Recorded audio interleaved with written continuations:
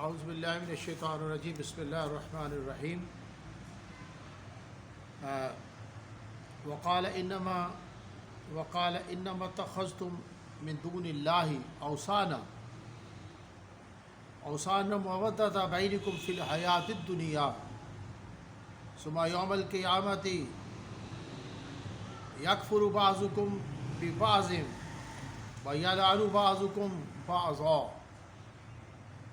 ومأواکم النار وما لکم من ناصرین۔ سورہ عنکبوت۔ اور ابراہیم نے کہا کہ تم جو اللہ کو چھوڑ کر بتوں کو لے بیٹھے ہو تو دنیا کی زندگی میں باہم تم نے دوستی کی ہوئی ہے، قیامت کے دن ایک دوسرے کی دوستی سے انکار کرو گے اور ایک دوسرے پر لعنت بھیجو گے، اور تمہارا ٹھکانہ دوزخ ہوگا اور کوئی تمہارا مددگار نہ ہوگا۔ فآمن لہ لوط وقال انی مہاجر الی ربی انہ هو العزیز الحکیم۔ بس ان پر لوط ایمان لائے اور کہنے لگے میں اپنے پروردگار کی طرف سے ہجرت کرنے والا ہوں، بے شک وہ غالب اور حکمت والا ہے۔ وَوَهَبْنَا لَهُ إِسْحَاقَ وَيَعْقُوبَ وَجَعَلْنَا فِي ذُرِّيَّةِ النُّبُوَّةَ وَالْكِتَابَ وَآتَيْنَاهُ أَجْرَهُ فِي الدُّنْيَا وَإِنَّهُ فِي الْآخِرَةِ لَمِنَ الصَّالِحِينَ۔ اور ہم نے ان کو اسحاق اور یعقوب بخشے اور ان کی اولاد میں پیغمبری اور کتاب مقرر کر دی، اور ان کو دنیا میں بھی ان کا صلہ عنایت کیا اور آخرت میں بھی نیک لوگوں میں ہوں گے۔ سورہ عنکبوت جس کا نام مکڑی کا جالا ہے، جس کا مفہوم یہ ہے، قصص فرقان میں اللہ نے اپنی تعریفیں بیان کی ہیں، فرمایا کہ میں برکات دہندہ ہوں، اور یہاں عنکبوت کے اندر قوم لوط ہے، حضرت لوط کا واقعہ ہے، حضرت ابراہیم کا ہے، شروع میں حضرت نوح کا ہے، حضرت شعیب کی قوم پہ عذاب ہے، اور بھی آگے اس کے اندر موضوعات ہیں۔ تو جیسے مسئلہ توحید چل رہا ہے اس کے اندر کہ اللہ کی وحدانیت پہ ایمان لایا جائے۔ اللہ بار بار یا ایھا الناس اعبدوا ربکم الذی خلقکم والذین من قبلکم لعلکم تتقون۔ آپ اللہ کی عبادت کرو گے تو تقوی اور پرہیزگاری آئے گی۔ مقصد یہ اللہ کی عبادت کا، یعنی ایک اللہ ہے، اسی کا ہی جو شریعت ہے، اس لیے توحید پہ ذکر زور دیا جاتا ہے چونکہ ایک ہی اللہ ہے۔ پھر اللہ اپنے آپ کو منوانے کے لیے، اپنا تعارف کرانے کے لیے پورا قرآن کے اندر دلائل بھرے پڑے ہیں۔ وَأَنَا سَوْفَ اللہ، یعنی کہ وہ سرچشمہ ہے تمام طاقتوں کا، تمام پاورز کا۔ تو بتانے کا مقصد اس میں یہ ہے کہ حکم اسی کا چلتا ہے، واللہ غالب علی امری، یہ اصل میں مقصود ہے۔ تو اسی کے احکامات جو ہے وہی دائمی ہے اور وہی اصل ہے، اور انہی میں ہی کامیابی ہے، یہ ہے اصل اس کی مقصد۔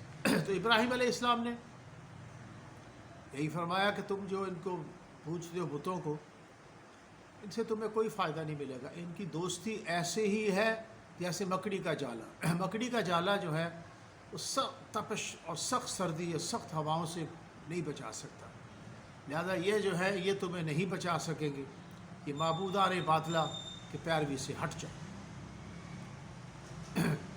اب سوال پیدا ہوتا ہے، اب انسانی خدا بھی تو ہوتے ہیں نا، اس کو ماننے والے تھے، وہ اپنے الگ ان کی ایگو اور وہ بڑے سمجھتے تھے اپنے آپ کو۔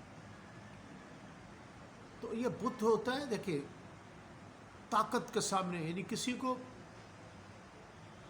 سمجھ لینا کہ یہ انسان کو بڑی بڑی چیز ہے، یہی سب کچھ ہے، یہ بھی معبود ہی بنانا ہوتا ہے۔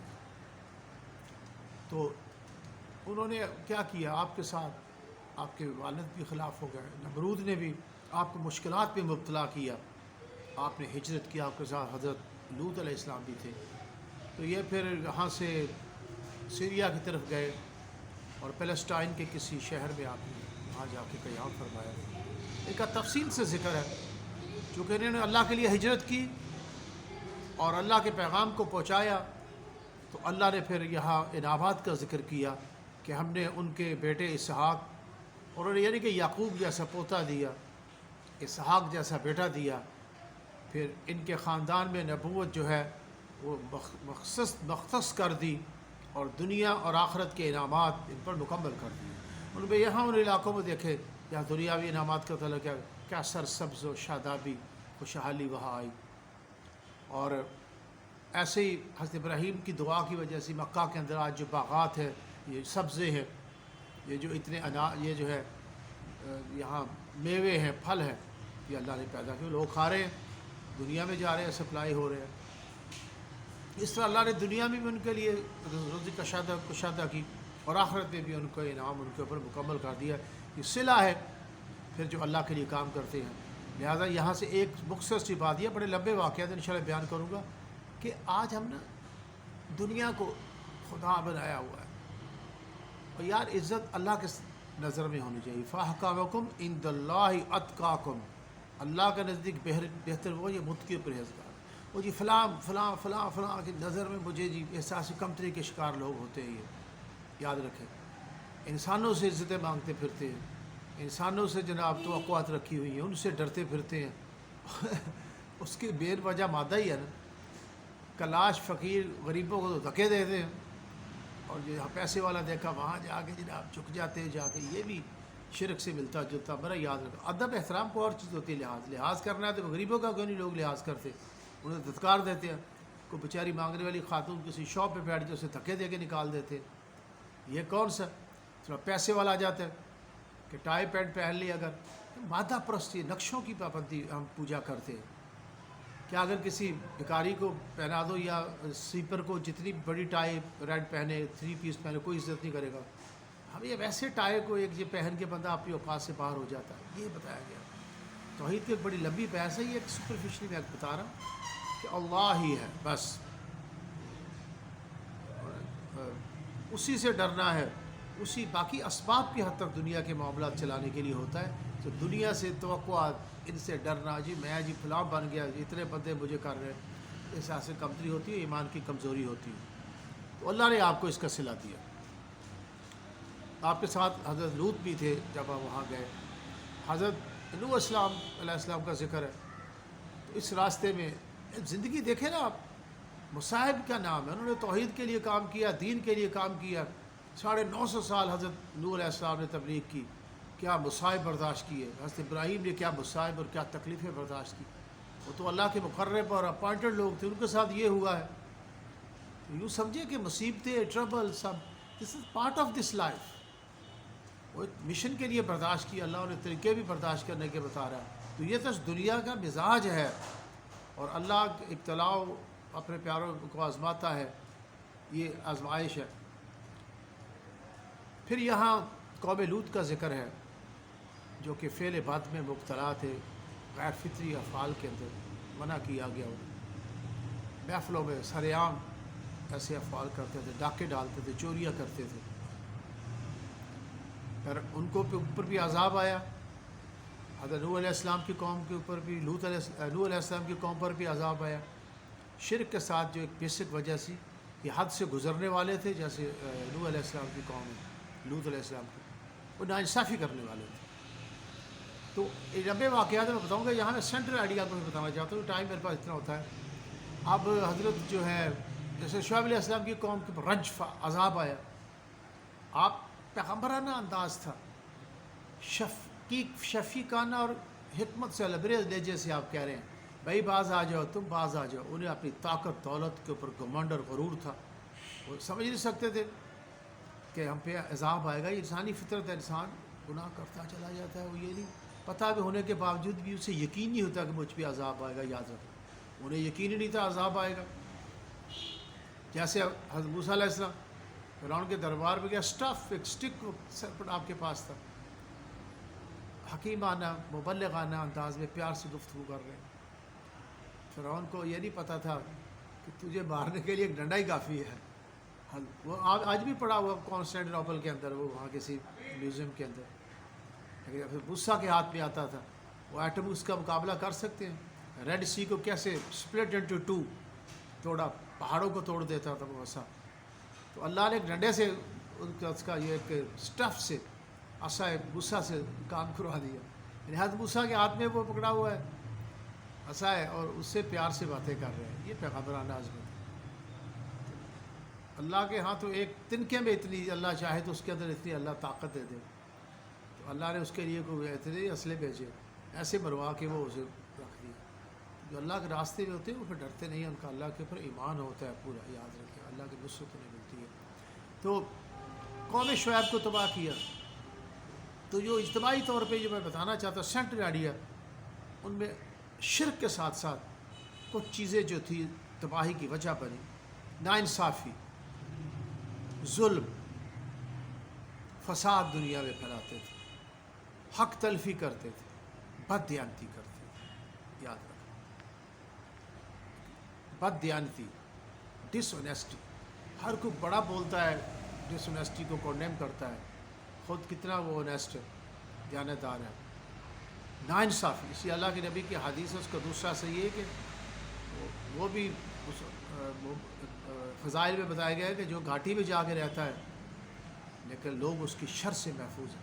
ایسے فساد جو پھیلانے والے تھے انہیں کہا گیا, انہیں تلقین کی گئی, حکیمانہ مشفقانہ انداز میں سمجھایا گیا. انہیں یقین نہیں تھا, ہم اتنی عیش و عشرت کی زندگی بسر کرتے ہیں, دولت دماغ خراب کر دیتی ہے. نشہ دولت کا تھا, رجفہ ان کے اوپر ایک اچانک عذاب آیا. اس میں زلزلہ کہتے ہیں, کوئی کہتے ہیں وہ جبرائیل کی آواز تھی, ان کے جگر پھٹ گئے, تباہ ہو گئے, تباہ و برباد. پھر دیکھ رہے اللہ پیغمبر بھیجتا ہے, پھر اتمام حجت کے لیے اللہ کا عذاب بھی آتا ہے. اللہ کے عذاب کے بڑے طریقے ہیں, اللہ معاف فرمائے. آج بھی عذاب کئی طریقوں سے اللہ تعالیٰ آج بھی آ رہا ہے, ایسی بات نہیں. اعمال جو برے کرتے ہیں کچھ لوگ جو ہیں, آخری ان کے جو زندگی کے سال ہوتے ہیں, میں کیسے بات کرتا ہوں, ان میں پکڑ آ جاتی ہے. اولاد کے ذریعے آزماتا ہے, مال کے ذریعے آزمائش ہے, ابتلا ہے, کوئی عذاب ہے. تو اللہ کے جو ہے نا, یہ یاد رکھیے کہ یہاں میرا ان شارٹ میں کہنا چاہتا ہوں کہ قوم شعیب نے یقین ہی نہیں کر رہے تھے کہ ہمارے اوپر عذاب آئے گا, لیکن اللہ کے عذاب کا وقت مقرر ہے. اللہ جو فیصلہ کر لیتے ہیں نا, انسان کو ڈیلے دینے کا موقع دیتے ہیں. یا تو وہ پھر راہ راست پہ آ جائے گا, یا اور غلطیاں کرے گا, پھر اور پھنسے گا. وہ پھر ایک دلیل اتمام حجت ہو جاتی ہے, ایک ریزن, ڈیفینیٹ ریزن بن جاتا ہے. تو پھر اللہ نے ان کو تباہ و برباد کیا, عذاب آیا ان کے اوپر. تو یہاں جیسے سورہ فرقان کے اندر میں نے ایک بات بتائی تھی کہ اللہ جو ہے وہ برکت بلیسنگ کا ورڈ ہم یوز کرتے ہیں, تو بلیسنگ کا سورس اللہ ہے. اور اسی طرح توحید ونس آف اللہ, اللہ کی طاقتوں کو سمجھنا چاہیے, پاور کو سمجھنا چاہیے. اللہ نے قرآن میں اپنا انٹروڈکشن کروا دیا آپ کو. تو اعمال صالحہ میں نے بات کی تھی, تو اس کے اپوزٹ میں یہ جو ڈیڈز ہیں, اب ان کی سزا دیکھ لو. ایسے اگر انسان اعمال صالحہ کرتا ہے تو اللہ تبارک تعالیٰ ایسی اسے پھر انعامات ملتے ہیں, دنیا میں بھی نعمتیں ملتی ہیں اور آخرت بھی اس کے لیے بن جاتی ہے. تو یہاں ڈیٹیل جو قصے بیان کیے گئے ہیں, انشاءاللہ میں اگلی ویڈیو میں کوشش کروں گا ان میں کوئی ایک واقعہ حضرت ابراہیم کا بیان کر دوں ڈیٹیل سے, اس کے بعد حضرت نوح کا اور لوط کا واقعہ ہے, پورے اس کے اندر مندرجات بیان کیے ہوئے ہیں. اس کا اگلا دوسرا پارٹ جو ہے اس میں بھی زبردست قسم کی باتیں بیان کی گئی ہیں. تو کہنے کا مقصد یہ کہ اللہ تعالیٰ ہمیں عمل کی توفیق عطا فرمائے, ہماری کوتاہیوں اور خامیوں سے اللہ تعالیٰ درگزر فرمائے, اور ہمیں اعمال صالحہ کی طرف آئے. بس یہ بات میں ایک طرح سے میں ریمائنڈ کروانے کے لیے کرتا ہوں کہ جب اعمال صالحہ کرو گے تو انشاءاللہ اللہ تعالیٰ جو ہے پھر وہ خوش ہو جاتا ہے, اور اس کی رحمتیں جو ہیں